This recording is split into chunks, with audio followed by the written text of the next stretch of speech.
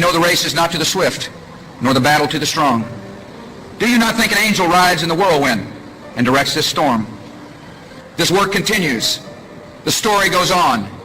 And an angel still rides in the whirlwind and directs this storm. Washington politicians have been hostile to the church. They have been hostile to Catholics. They have been hostile to the members of Catholicism. My administration will stand side by side with the American Catholics to promote the values we all share as Christians and Americans. Yo les prometo ser un presidente que no ha de dividir, pero que ha de unificar. Ve los estados rojos y los estados azules. Solamente ve los Estados Unidos. La Biblia nos dice, para todo hay una temporada, un momento para construir, un momento para cosechar y un momento para sanar. Este es el momento para sanar en los Estados Unidos de América.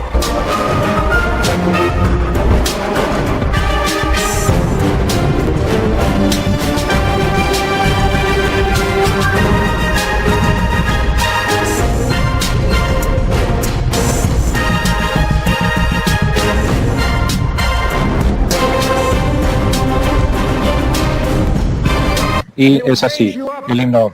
Y él lo levantará. Él lo va a cargar en el albor y va a hacer una seña como el sol y abrazarlo en la palma de su mano. Y sobre las alas de un ángel nosotros nos embarcamos en el labor que Dios se pide que hagamos con corazones llenos.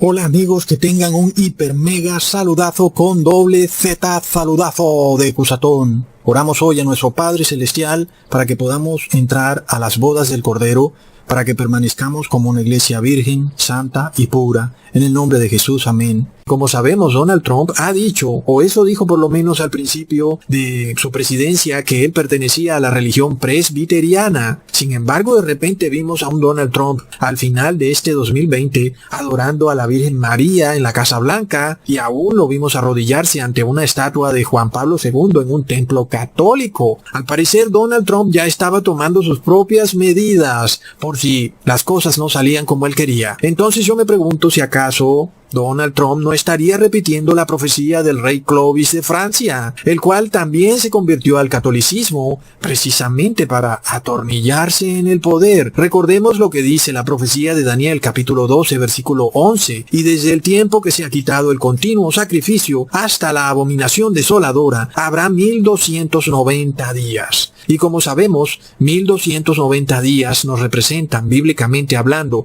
1290 años, ya que en la Biblia un día equivale a un año, proféticamente hablando. Siendo así, 508 más 1290 años nos da 1798, año en el cual sería finalmente removida la abominación desoladora, o como también se dice, la bestia recibe una herida mortal cuando es capturada por el general Berthier por órdenes de Napoleón, ¿ok? O sea que la profecía se cumplió al pie de la letra. Sin embargo, para el rey Clovis todo estuvo perfecto, porque esta unión de iglesia y estado significó que su familia conservó la corona en Francia por generación en generación, y en contraprestación la iglesia católica estaría protegida por el estado, recibiendo protección del estado y autodenominándose la iglesia de Cristo por decreto real de la monarquía merovingia. Por lo cual, cuando vemos a Donald Trump, vemos ciertas similaridades muy curiosas con el rey Clovis, amigos. La primera es que Clovis no era católico, y Trump dice al principio de su reinado que él no era católico. La segunda es que la esposa de Clovis era la que era católica, es decir, Clotilda, la esposa de Clovis, era católica. Y asimismo, la esposa de Donald Trump, Melania, es la que es católica. De la misma manera fue Clotilda, la esposa de Clovis, la que lo convenció de convertirse al catolicismo. Asimismo se dice que ha sido Melania la que convenció a Donald Trump de convertirse al catolicismo y de inclusive hacerle una ceremonia de adoración a la Virgen María en la Casa Blanca. Por otro lado, vemos también a Estados Unidos sumido hoy en día en el paganismo, al igual que la Francia de aquella época, en donde la religión atea hoy en día en Estados Unidos es la religión de más rápido crecimiento en Estados Unidos. Pero también vemos a Estados Unidos fuertemente dividido, lo cual también ocurría en la Francia del rey Clovis, y de hecho esa fue una de las razones por la cual él le entregó su poder a la Iglesia Católica, precisamente para unificar a Francia. Por lo que, amigos, los discursos que ha dado Joe Biden son muy curiosos, porque él habla de sanar una herida, habla de unificar a Estados Unidos, habla de gobernar para todo Estados Unidos y no solo para los demócratas. Es muy curioso, ¿verdad? Porque al fin y al cabo Joe Biden también es católico, plop. Así que, amigos, estamos a punto de ver tremendos sucesos en Estados Unidos, porque sabemos que este será un proceso doloroso. Ya hemos visto que Donald Trump se ha autoerigido como el supuesto salvador de la Iglesia Católica y la Evangélica, y Joe Biden ha sido representado como este jefe pagano de una religión atea que está dispuesto a llevar al fin el cristianismo, pero resulta que Joe Biden es más católico que la Madre Teresa, recontra plop.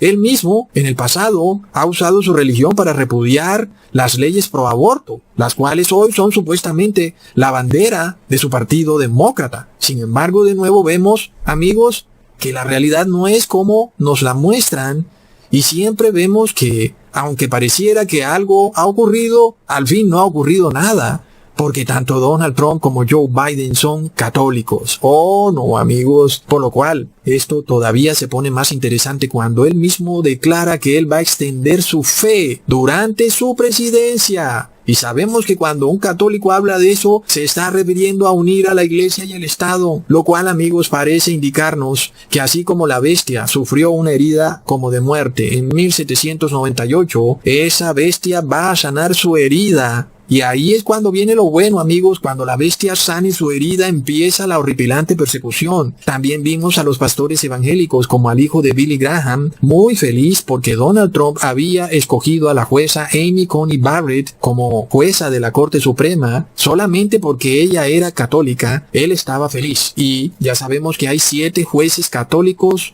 en la Corte Suprema de Estados Unidos. Sin embargo, amigos, resulta que Joe Biden también es católico, pero Billy Graham no estaba feliz por eso. ¿Por qué? ¿No es también Joe Biden católico? ¿Cuál es la diferencia?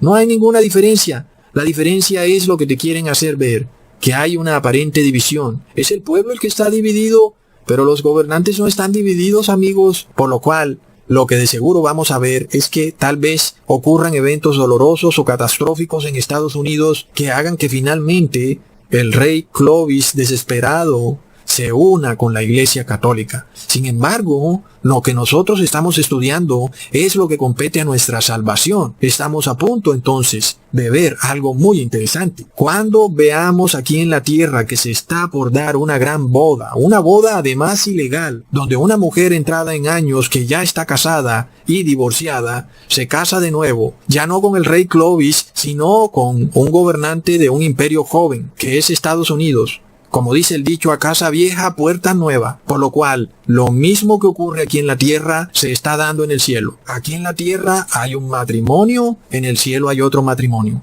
En la tierra hay una boda ilegal, en el cielo una boda santa, las bodas del Cordero. Por lo cual, amigos, sabemos que el demonio imita a Jesús, pues él también está por casarse con una esposa. A él no le importa si es virgen, él no pide permiso, él no tiene que ver con nada. Esta es la boda ilegal, en donde el demonio piensa casarse con la esposa de Cristo. Sin embargo, tenemos otra boda en el cielo. Amigos, y es la boda del Cordero. Cuando vemos que está a punto de suceder la boda, que es del demonio, sabemos que en el cielo está a punto de ocurrir la boda del Cordero. Pongan atención en Mateo, capítulo 22, versículo 1 al 14. Respondiendo Jesús les volvió a hablar en parábolas diciendo, el reino de los cielos es semejante a un rey que hizo fiesta de bodas a su hijo y envió a sus siervos a llamar a los convidados a las bodas, mas estos no quisieron venir.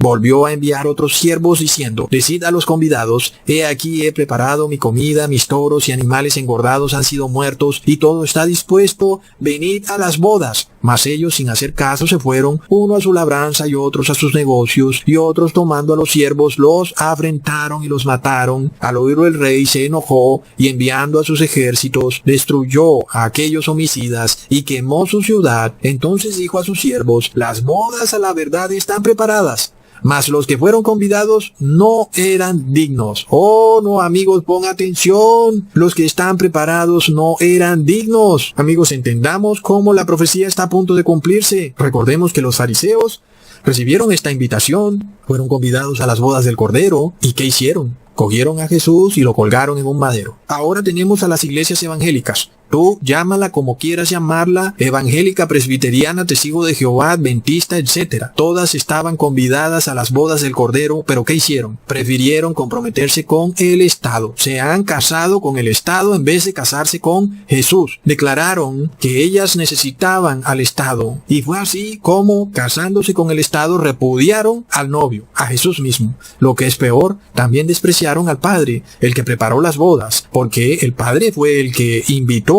a los invitados a las bodas del Cordero. Pero el asunto no termina ahí, porque cuando estos pastores han decidido unirse con la política, se hicieron partícipes del mismo crimen que cometieron los fariseos, es decir, literalmente agarraron a Jesús y lo volvieron a colgar en el madero, amigos. Es increíble. Así lo quieren volver a hacer, amigos. De nuevo, leamos entonces en el versículo 6 de esta parábola. Y otros, tomando a los siervos, los afrentaron y los mataron. Porque, amigos, entendamos algo. Esto va a tener un cumplimiento continuo, no es algo puntual. Esto es algo que vamos a ir viendo poco a poco. Y vamos a ir viendo cuando estas iglesias finalmente se casen con el Estado, vamos a ir viendo cómo empiezan a perseguir a todo el que no obedezca sus ritos, sus dogmas. Y vamos a ver entonces qué es lo que se va a venir. Por lo tanto, amigos, entendamos lo que esto significa. Porque si esto no significara nada para nosotros, pues ¿para qué lo predicamos? Pero cuando nosotros vemos que las bodas del chivo, las bodas del macho cabrío se están preparando para el demonio casarse con la iglesia aquí en la tierra, sepamos que Jesús también está preparando sus bodas en el cielo para casarse con la verdadera iglesia de Cristo. Y esto es lo que nos debe importar, que ahora que vemos estos eventos, debemos saber que las bodas del Cordero están próximamente a ocurrir, amigos, y esto es de suma importancia. Por lo tanto, entendamos esto. Al demonio no le importa que tú tal vez no quieras o que tú no estés dispuesto a entrar en ese matrimonio ilegal. No, el demonio te va a obligar, el demonio te va a exigir por decreto de Estado a que tú participes de los ritos o de los dogmas de esta iglesia. Y cuando tú participas de esos ritos y dogmas, tú te estás casando con el demonio. Veamos en Lucas capítulo 4, versículos 5 al 6. Y le llevó el diablo a un alto monte y le mostró en un momento todos los reinos de la tierra, y le dijo el diablo: a ti te daré toda esta potestad y la gloria de ellos, porque a mí me ha sido entregada, y a quien quiero la doy. Está clarísimo a quién le pertenecen los reinos de ese mundo. Los estados le pertenecen al demonio. Por lo tanto, cuando veamos el matrimonio de iglesia y Estado, sepamos que Lucifer trata de adelantarse a casarse con la iglesia de Cristo, así sea por la fuerza. Y es por esto que la encíclica Fratelli Tutti declara que el ser humano no tiene derechos absolutos ni ilimitados, sino que sus derechos tienen un límite, amigos. Y eso quiere decir que tu libertad de conciencia tiene un límite y el Estado puede exigirte que tú adores si eso va en pro de la buena moral y las buenas costumbres en una sociedad.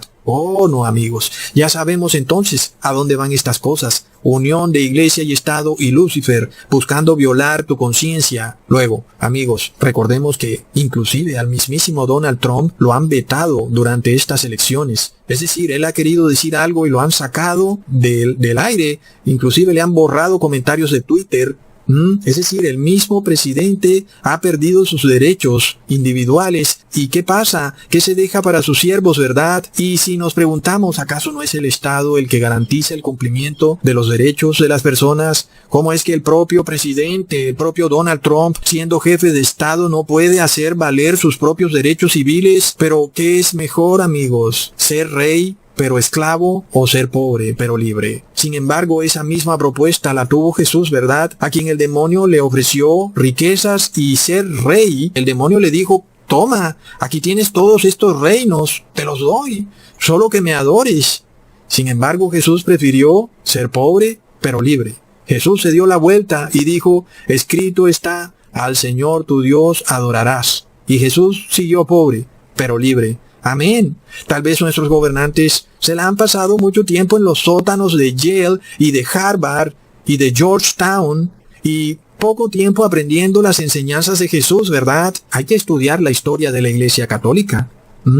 El Papa fue el que instauró la adoración a las imágenes, fue el que instauró la Trinidad, fue el que instauró la adoración a la Virgen María. Sin embargo, entonces, vemos que para el católico no hay necesidad de tener fe para salvarse, porque él obedece por obligación, por un decreto de gobierno en donde él está obligado a obedecer y punto. Luego, esto nos lleva a la historia de las vírgenes que esperan pacientemente la venida del Señor.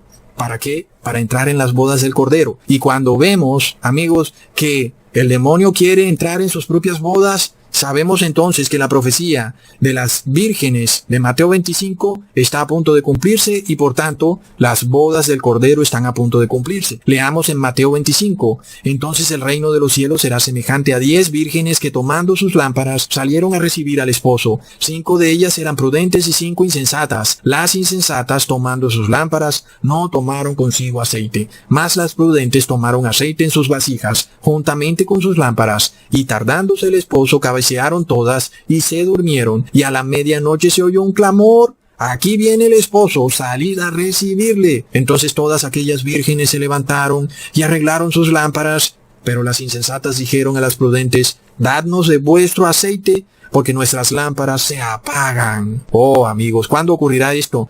Parece que es obvio que Jesús viene. Las vírgenes insensatas también tienen conocimiento para darse cuenta que algo está ocurriendo, que prueba claramente que la venida de Jesús es inminente, amigos. Pero ¿qué pasa?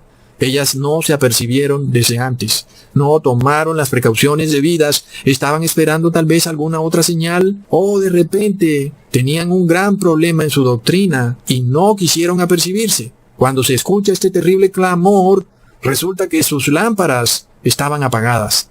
Al parecer esto es un problema que ellas mismas reconocen, es decir, ellas se dan cuenta que tienen sus lámparas apagadas y que esto les impide entrar en las bodas del Cordero. ¡Wow, amigos! Esto es tremendo. Es decir, que va a haber un grupo de personas que se va a dar cuenta que Jesús viene pronto y se van a dar cuenta que no están preparados, que no tienen manera de lograr la preparación necesaria para entrar a las bodas del Cordero. Ahora, preguntémonos, ¿qué significa tener la lámpara apagada? Leamos en Proverbios capítulo 4, versículo 18 al 19. Mas la senda de los justos es como la luz de la aurora, que va en aumento hasta que el día es perfecto. El camino de los impíos es como la oscuridad, no saben en qué tropiezan. Así que, amigos, la luz de la lámpara nos representa la justicia, que es la obediencia perfecta a la ley de Dios. Y la desobediencia a dicha ley nos representa la oscuridad de los rebeldes y de los desobedientes. Indudablemente, amigos, este proceso de santificación no se consigue de manera repentina. Se requiere de verdad un periodo que para cada quien puede durar diferente, pero que no puede ser de un día para otro. Eso sí es clarísimo.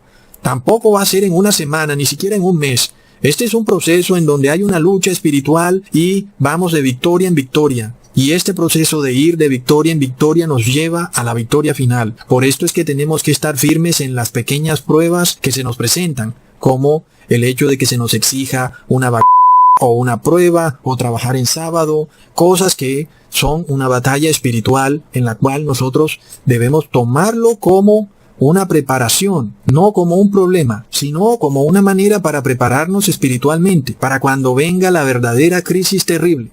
Por lo cual, es que no se puede, amigos, cuando simplemente alguien, por más de que conozca la verdad, pretenda de un momento a otro empezar a guardar la ley. No es posible, porque no ha tenido este proceso de aprendizaje, este proceso de lucha espiritual, en el que, por ejemplo, alguien toca tu casa en sábado y tal vez no te diste cuenta que era sábado y recibiste un paquete, pero para el otro sábado estás pendiente. Y entonces ya vas venciendo y vas de victoria en victoria. Esto es lo que se requiere, amigos. Esta es la experiencia espiritual que debe ir adquiriendo aquel cristiano que quiere ser visto como la Virgen sensata. Y por supuesto que el cristiano que es como la Virgen insensata, pues recibió el paquete en sábado y no le importó, y el otro sábado lo vuelve y lo recibe, y cuando viene a ver, está sacando maletas en sábado, o se va de viaje en sábado, en fin. Entonces, por supuesto que no está de victoria en victoria, sino que va de derrota en derrota. Ahí es cuando las vírgenes insensatas se quedan oscuras, sin luz. Están en una penumbra, en una oscuridad total. Y esto, amigos, nos muestra que son iglesias que se volvieron rebeldes y que dejaron de guardar la ley de Dios, aunque la conocían, y la conocían muy bien, pero perdieron esa batalla espiritual. Y ya sabemos, amigos, que el que ofende en un punto de la ley al final ofenderá en todos los puntos de la ley. Así que estas vírgenes insensatas, cuando ofenden en un punto de la ley, dan prueba de que ofenderían en todos los puntos de la ley. Y eso ha sido suficiente para que su lámpara se apagara. Sin embargo, como sabemos, nadie puede tampoco cumplir la ley por sí mismo, pues como dijo el apóstol en Gálatas 3, versículo 11, por la ley ninguno se justifica para con Dios, es evidente, porque el justo por la fe vivirá. Por lo cual, nadie puede pensar que nosotros, por guardar la ley, seremos recibidos por Jesús, porque finalmente, por nuestra propia fuerza, ni siquiera podemos guardar la ley. Es solo a través de la unción del Espíritu Santo de Jesús que podemos guardar la ley, y esto está representado en el aceite en las lámparas. De nuevo, entonces, esto nos recuerda el video pasado cuando les hablé del terremoto en Esmirna, en donde la palabra Esmirna significa mirra, que era una esencia usada para fabricar el aceite de la unción. Las vírgenes insensatas, al rechazar la ley, rechazaron de plano la unción del Espíritu Santo de Jesús. Por esto está escrito, amigos, en Ezequiel capítulo 44, versículo 23. Y enseñarán a mi pueblo a hacer diferencia entre lo santo y lo profano, y les enseñarán a discernir entre lo limpio y lo no limpio. Amigos, si ustedes no saben hacer diferencia, entonces el Espíritu Santo no va a entrar en ustedes, porque el Espíritu Santo sí va a hacer diferencia entre lo santo y lo profano, entre lo limpio y lo inmundo. Si tú quieres comer cerdo, camarones o sangre animal, adelante, pero te digo, no vas a recibir el Espíritu Santo de Jesús. Si tú quieres violar la ley, eres profano e inmundo y jamás vas a recibir el Espíritu Santo de Jesús. Aquí es donde esto se hace más claro.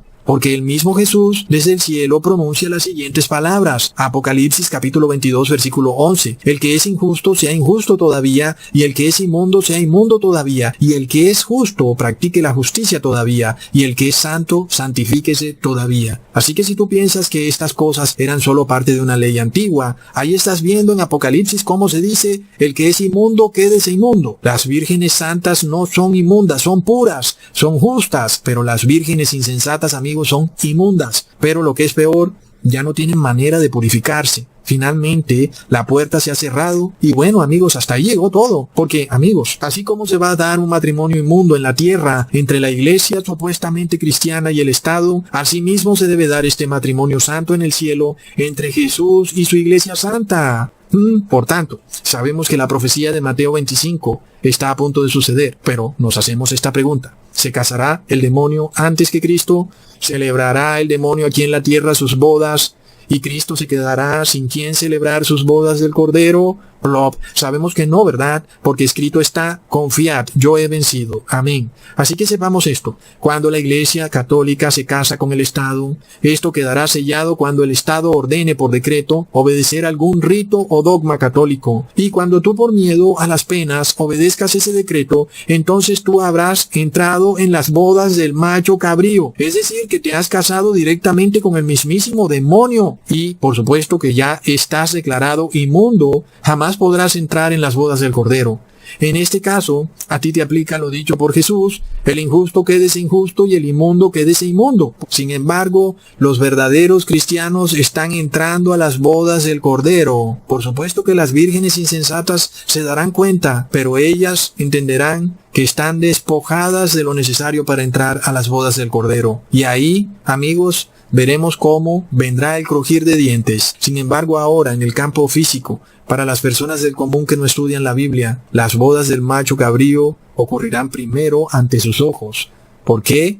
Porque será cuando se una la iglesia y el Estado, y ellos serán tomados totalmente desprevenidos, amigos, y cuando se les obligue a obedecer los ritos de estas iglesias caídas en apostasía, simplemente los obedecerán sin ningún problema y estarán perdidos para siempre. Algunas personas simplemente se pasaron toda la vida en sus ocupaciones y nunca escucharon la verdad, pero aún Dios los declara culpables por no sacar el tiempo para aprender de la verdad. Sin embargo, para las personas del común, las bodas del macho cabrío serán una buena noticia. Las personas pensarán que ha llegado un nuevo periodo de paz y prosperidad y que todo de ahora en adelante será paz y amor, mientras que para la iglesia de Cristo significa tribulación y significa persecución, amigos. Leamos entonces, amigos, en Mateo 22, versículo 10. Y saliendo los siervos por los caminos, juntaron a todos los que hallaron, juntamente malos y buenos, y las bodas fueron llenas de convidados. Así ocurre también, amigos, Los que están en las religiones supuestamente cristianas en realidad nunca quisieron entrar a las bodas del Cordero, tienen una apariencia de religiosidad, pero su lámpara está apagada, aun y cuando conocen la verdad. Rechazaron la unción del Espíritu de Jesús al hacerse inmundos al Espíritu Santo. Y es por esto que entonces hubo que salir a llamar por las calles y por todas partes, tanto a malos como buenos, a cualquiera que quisiera entrar en las bodas, porque en la iglesia supuestamente cristiana, las personas no quisieron. Sin embargo, amigos, uno de ellos entró sin tener la vestimenta apropiada para la boda. Leamos en Mateo capítulo 22, versículo 11. Y entró el rey para ver a los convidados y vio allí a un hombre que no estaba vestido de boda y le dijo: amigo, ¿cómo entraste aquí sin estar vestido de boda? Mas él enmudeció. Entonces el rey dijo a los que servían: atadle de pies y manos y echadle en las tinieblas de afuera.